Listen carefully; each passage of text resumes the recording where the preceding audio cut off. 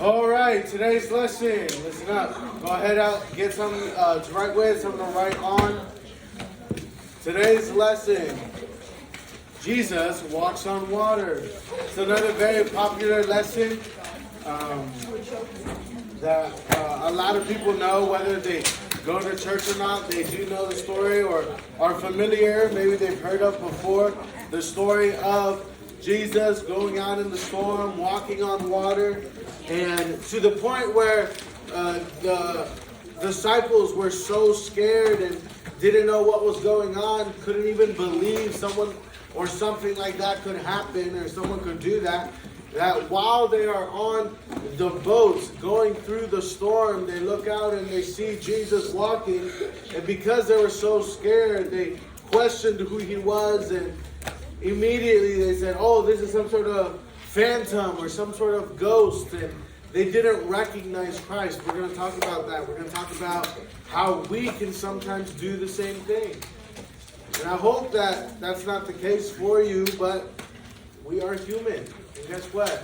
We go through certain emotions and situations that oftentimes we lash out at God and we say, God, where are you? Who are you? Where are you at? Why are you doing this to me?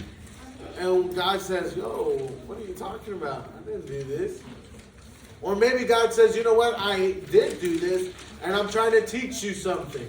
It is our job to be aware and know what that is. We're going to stop talking over here, right?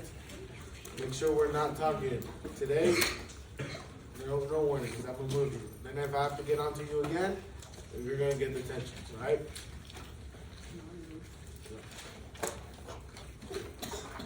So today we're going to be in Matthew 14. Matthew 14, yes. Again, you can also find this story in John 6, 15 through 20. We're going to be in several different parts and several different passages that you can find this story. However, we are going to be in Matthew chapter 14. Matthew 14. Jesus walks on water. Today's date is the 30th. 14, 22 to 36. 22 to 36.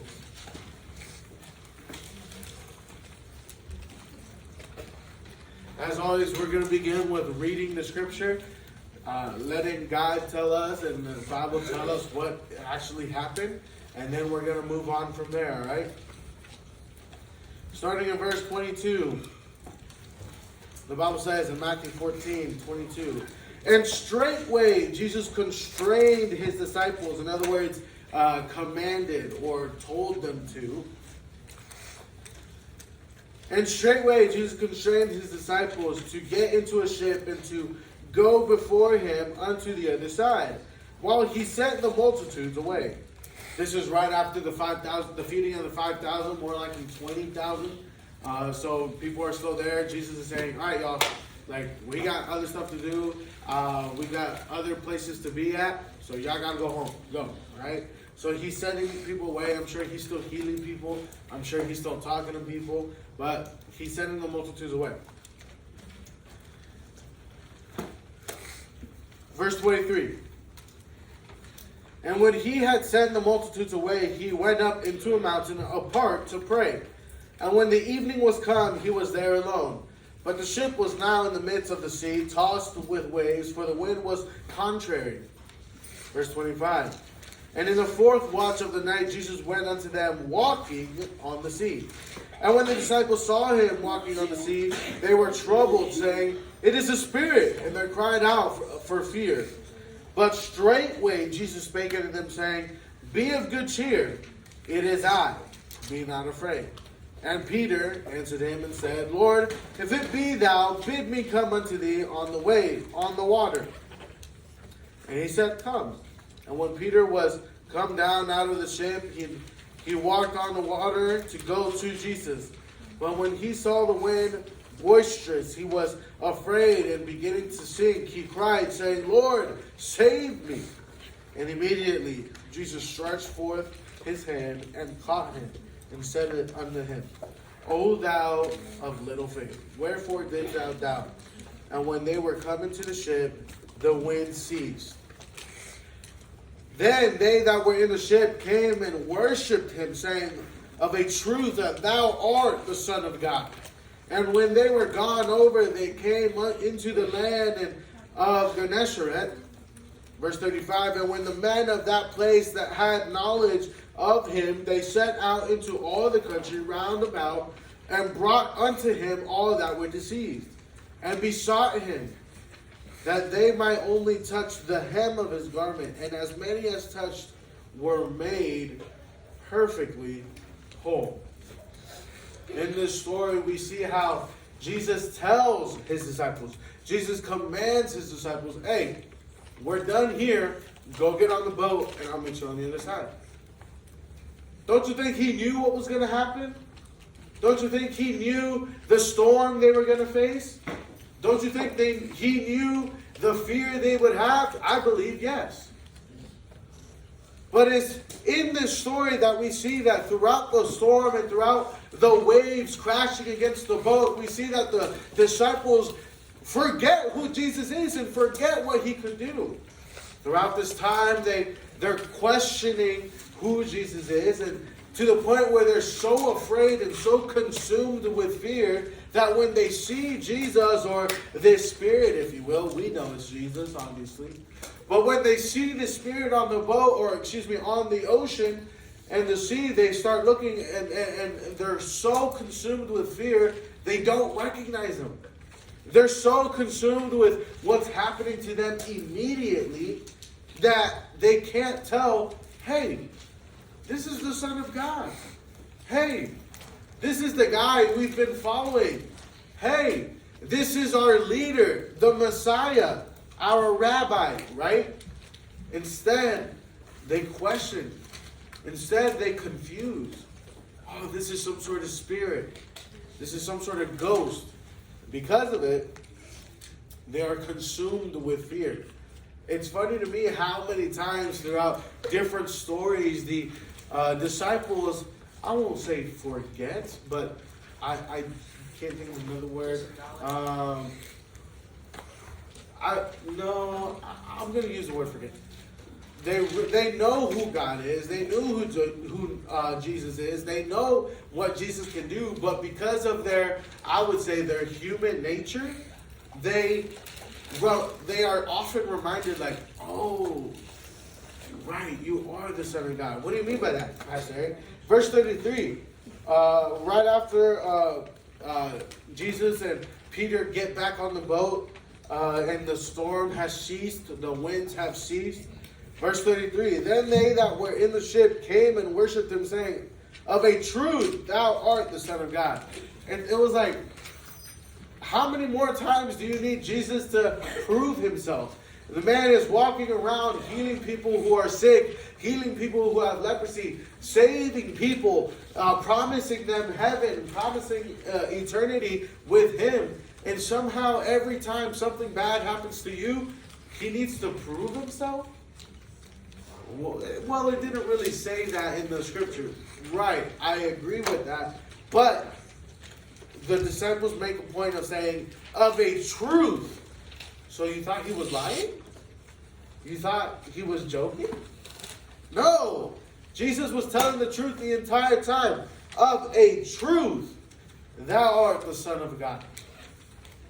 Guys, how many times does God have to prove himself to you for you to realize, hey, he is real? And when he calls you, or whatever he puts on your heart, whether it's missions, whether it's ministry, whether it's Christian school teaching, whether it's Chick-fil-A worker, whether it's a lawyer, doctor, engineer, mechanic, whatever the situation is, when God calls you, it's not a mistake. When God calls you, it's not well, if you feel like it. No, hey, God's trying to wake you up saying, hey, boy and girl, I have a purpose for your life. I have a plan for your life. And guess what? This plan is real just as much as I am. But because of our human nature, just like the disciples, as soon as we are faced with wind and waves and seasons of storms and seasons of darkness, we go, who is God? Who is this person that I'm supposed to pray to? Oh, well, I can't see him, so I don't know he's real. No, he is real. He loves you. He died on the cross for you, and guess what? He has a purpose for you, and whether or not you accept it, God is still real. I was at the gym yesterday. I don't know if anyone's like this. Do you get bothered whenever you are doing something and someone's trying to talk to you? Yes. I love my wife. My wife doesn't bother me. But whenever I am starting to do something, it's just when I start that moment that I can't respond, that she decides to ask me a question or tell me a story, and I'm like, I say babe or love or whatever I say, babe, I feel bad because I'm doing something that requires my attention. I can't really answer you, but then you ask me a question. So now I have to pause what I'm doing to answer your question. Just hold on for a second. Let me finish this, whatever I'm doing, and then I'll answer you. So for example, yesterday we were at the gym and we were working out, and after my workout, I always try to run for at least 30 minutes. I don't really have a destination goal, so if it's a mile and a half, 2 miles, 3 miles, whatever the situation is, it's just 30 minutes as much as I can. I try to keep a pretty good pace, just trying to be more consistent with that. For soccer season coming up, I want to be able to run with you guys and play with you guys, stuff like that.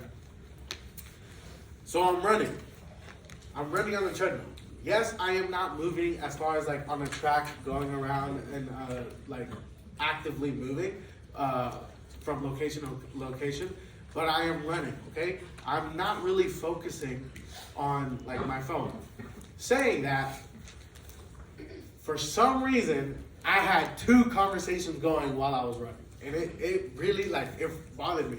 But both conversations were good conversations that I didn't want to stop. For example, the first one, my wife wanted to know what we were going to do for dinner, and we ended up not even being able to do that because we went and did some other things. But she kept asking me questions, and I'm like, girl, just get the food. I don't go get the groceries. I don't care. I'll eat whatever. And so I didn't say that, but she knew hey, I was busy, so I stopped answering, and she was like, yeah, okay, I get it. The second conversation, I have an older brother. Between my mom and my dad, I'm the oldest, but my dad has an older son, older than I am, and so he's my half brother. That never really bothered me and my brothers, my siblings. His name is Kevin. We just said, all right, that's our older brother. I don't know why. I don't get it. Anyways, so then Kevin had a rough life. Kevin had a really, really rough life. Kevin was born in a different country, so he immigrated. He had a really rough upbringing. He didn't grow up with me all the time. He lived with us maybe for a year max, different months throughout different periods of his life. But Kevin and I have a good relationship. And Kevin now lives in my hometown back in Tennessee, and he works for our father, and he just bought a house. And I told him, because I believe Kevin is saved, but he is still learning a lot about God and learning about who God is. And I told him, I said, look, if you want to watch a good show, I said, I'm showing my Bible class The Chosen. It's a pretty good TV show, but it is a TV show. If you have questions, either look it up on your own, do your own research, or we can talk about it. And he said, okay, yeah, sure. And then he texted me a few days later and said, hey, yo, dude, this show is really good. I said, oh, you like the show? He said, no, I really like the show. We're going back and forth. And then he sent me a message yesterday. And long story short, he's really close to where we are in the show, on season 3. And so, season 2 or season 3? Season 2. And the reason why that I kept messaging was because he started asking questions about another religion and our religion, our Christianity, if you will. And although I was doing something, and although I was busy, I didn't want to just end the conversation and say, "Hey man, I'm busy. I'll message you back." Why? Because at that point, what was more important was him learning and understanding truth versus me getting a workout. You understand what I'm saying? Why am I telling you this story? Because that's part of my calling. My calling is to help others understand who Jesus is, and whether or not they want to believe, that's up to them. But my calling is to share the gospel. I believe I'm called to preach. Sometimes when God calls you, you are going to be faced with storms. Kevin and the disciples have been faced with many, many storms. But if you are sincere to God, if you are close to God, what tends to happen is what Kevin's going through, and he starts asking questions. Sometimes when we go through storms and we are upset with God, we get bitter. We get a cold heart, and we say, you know what? I'm done with God. I don't want to deal with this. I don't want to deal with that. This is much harder. So I'm going to go this way. No, don't do that. God is trying to do something in your life through this storm to get your attention. So Kevin has been through many, many situations, many, many storms, and now he's asking me. He doesn't care that I'm his younger brother. He doesn't care that I live in a different state. He doesn't care about any of that. He wants to know who God is and what God's purpose is for his life. Pastor Eric, can someone be called or find God's purpose for their life later in life? 100%. Absolutely. It doesn't matter if you're called at 5 years old, at 15, at 50, or at 100 years old, if you make it that far. God has a purpose for your life, and that's the day you find that out, and the day you say yes or no will determine how the rest of your life will look like. All right? Not in the sense of blessings or material things, but how you live your life. Someone who rejects Christ and someone who doesn't believe in God isn't going to really have the same life as you and I, right? They're going to be doing sin. They're going to be doing wicked things. They're going to be making bad decisions. Why? Because that's what they want to do. But someone who says, you know what? God has a purpose in my life. I'm going to do what he wants for me, and therefore I'm going to live according to his path and his plan. Your life's going to look different. So, for your notes, what can we learn from this lesson? No, not yet. Another thing, students, please don't be reading other books during this class. If you're reading another book, I prefer you to read the Bible, not any other fictional, non-fiction book. Just keep it to the Bible, please. All right, thank you. What can we learn from this lesson? Number one. Write this down. When God sends you, sometimes you are faced with storms. When God sends you, when God commands you, when God offers this opportunity, whatever, sometimes you are faced with storms.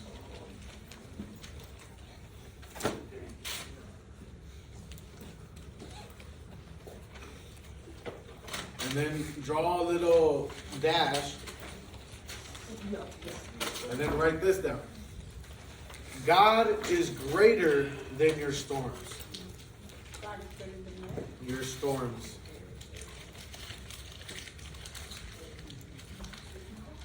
When God sends you, sometimes you are faced with storms. Dash. God is greater than your storms. Number two. This is in the form of a question, so write this question down. Are you close to God because of your circumstances or because of your relationship with him? Are you close to God because of your circumstances or because of your relationship to him?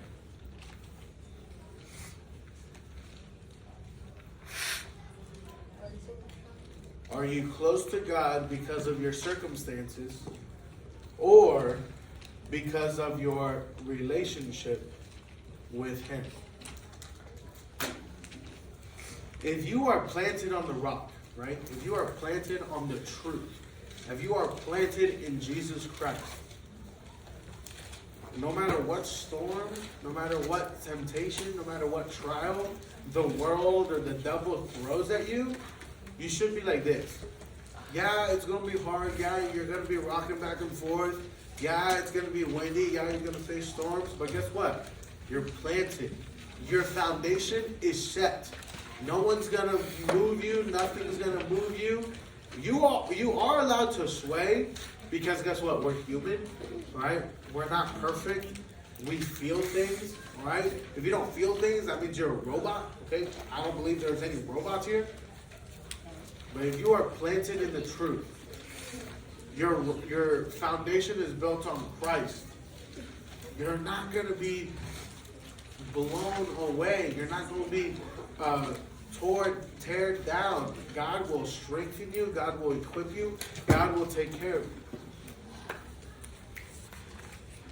And lastly, number 3.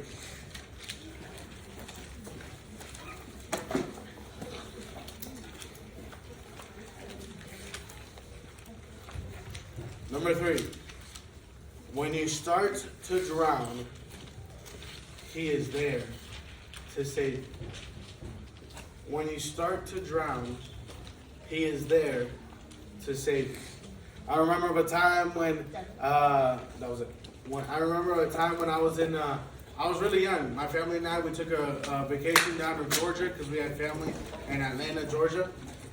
And while we were there, we decided to go to the river. In my family growing up, we didn't really do anything outdoorsy. My parents didn't care to. A lot of mosquitoes, and so we didn't care to be outside. Now I like it, right? I just got a kayak yesterday, so we can go kayak fishing. I like being outside. I like hiking. I like doing all that. Saying that, this one vacation, we were on this trip. I believe I've told the story before.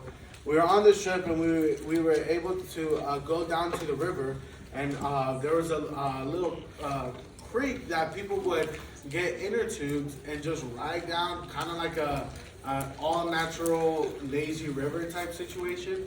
And so you get in an inner tube, just go down the creek, and you get out and you just go in circles. Well, the thing was, one of the times we were doing this, my brother and I decided to get on the same one. And we were little, so it wasn't too bad. We had space. But while we were going down the river, or going down this creek, I don't know what happened. He slipped. He got scared or something.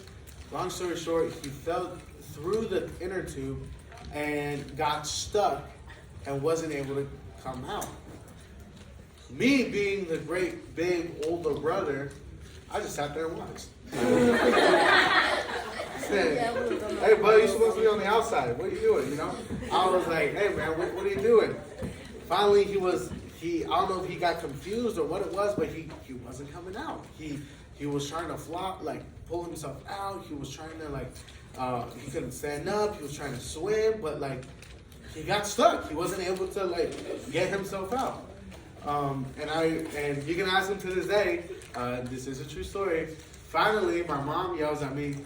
She calls me by my Spanish name, and she says, hey, pick him up. And I was like, I guess. And so all I did was, those claw games, I just went, I stuck my hand in the water, grabbed him by his head, and then pulled him out, and just set him on the tube. And he was coughing and choking, trying to get his air back. Do you realize that's what God does with us? Sometimes we are drowning. We don't know which way is up. We don't know which way is down. We're slipping on rocks and we can't get out of the water. And God is just waiting for us to reach out and say, God, help me. It's interesting to me what the Bible says in verse 30. This is when Peter is talking, or this is when Peter is walking on the water. But when he saw the wind boisterous, he was afraid. And beginning to sink, he cried, saying, Lord, save me! And immediately Jesus stretched forth his hand, caught him, and said unto him, O thou of little faith, wherefore didst thou doubt? When you are drowning in life, when you are struggling due to the storms of your life, Jesus is there ready to save you. He's just waiting on whether or not you're going to say, Lord, save me, or you're going to say, you know what, I got it. I'm going to stand up on my own. Sometimes, students, those waves, they're going to be too big for you to stand up on your own. They're going to be too much for you alone. But you with God, you'll be able to walk on those waves. You'll be able to walk on those waters. It wasn't until it wasn't until Peter started doubting and started looking at his surroundings that he began to sink. But when he had his eyes on God and when he saw God and recognized his power and as his leader in his life, he was walking on water. We don't know if that's 5 feet, 15 feet. I mean, he could have taken one step, said, oh my goodness, and then sunk. We don't know. But he was walking on water for the time he fixed his eyes on God. May we not be like Peter, struggling and drowning to the storms, but may we be like the first part where Peter was walking, claiming victory over the water. Because why? Because he was facing God. He had his eyes fixed on God, and God was giving him power to do so. You want to walk on water, or you want to drown? That's the question. You want to walk on water, or do you want to drown? We're going to go ahead and pray. We'll finish the lesson, and then we'll hang out.